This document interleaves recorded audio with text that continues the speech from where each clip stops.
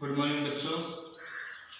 आज हम कक्षा 1 से 8 तक के लिए एक नया इंटरेस्टिंग टॉपिक लेके आए हैं जिसका सब्जेक्ट है सोलर सिस्टम। ये आपके एसएसटी और ईवीएस दोनों की विषय को कवर करेगा। तो इसमें सबसे पहले हम देखेंगे कि हमारा सोलर सिस्टम है जिसमें कि टोटल 8 ग्रह हैं।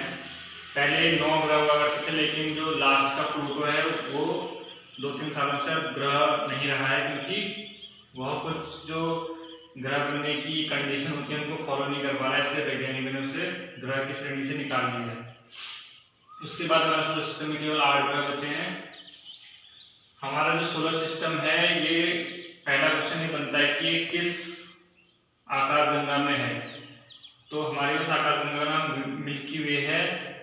और हमारे अंतरिक्ष में ऐसे बहुत सारे सोलर सिस्टम एक ही आकाशगंगा के अंदर रहते हैं, लेकिन हम केवल अभी जिसमें रहते हैं उसके आसपास की सोलर सिस्टम को ही जानते हैं। अन्य बहुत सारे सोलर सिस्टम हमारे एक ही मिल्की वे में भी होते हैं, जैसे लाखों मिल्की वे हैं और लाखों सोलर सिस्टम हैं। लेकिन हम केवल अपने सोलर सिस्टम के बारे में पढ़ेंगे, क्योंकि और सोलर सिस्टम को भी वैज्ञानिक लोग ढूंढ रहे हैं।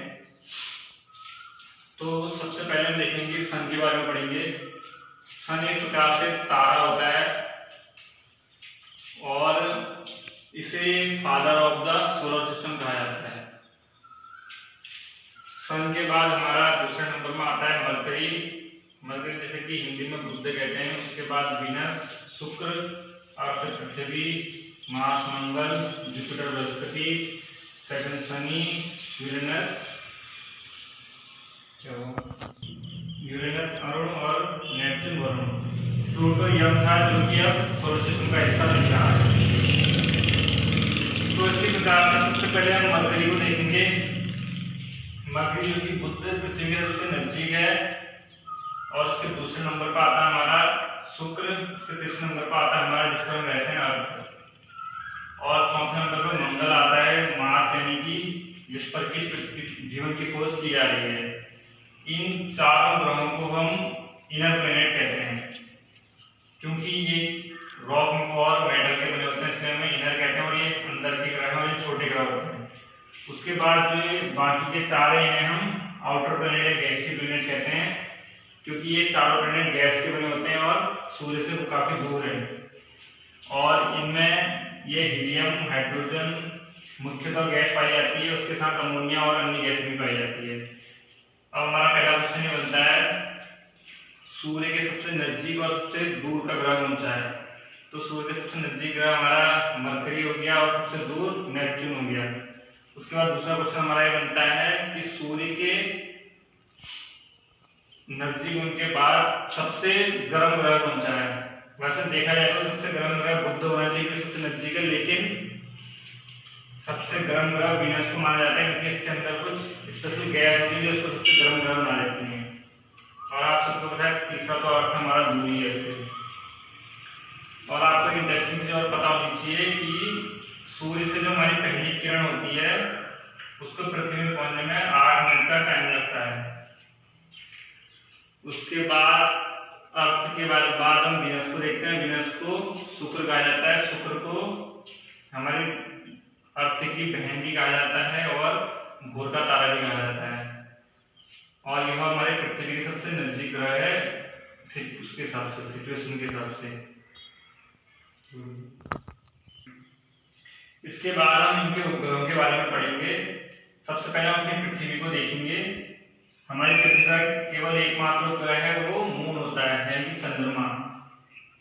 अभी हम चंद्रमा कैसे बना इसके बारे में विस्तार से पढ़ेंगे।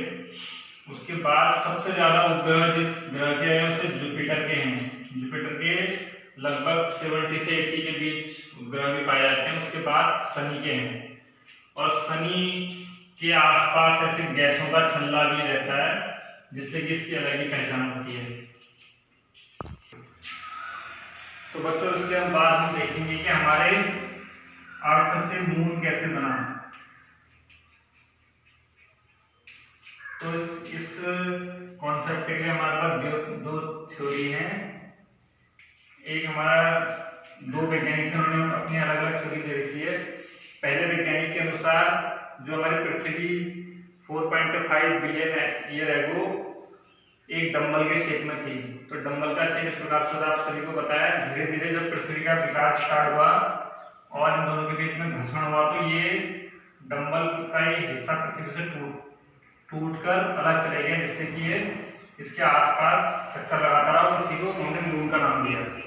और दूसरी जो हमारी आधुनिक थ्योरी है, इसके अनुसार पृथ्वी से बहुत साल पहले एक दूसरा ग्रह टकराया, जिससे कि पृथ्वी का इतना हिस्सा टूटकर बाहर निकल गया।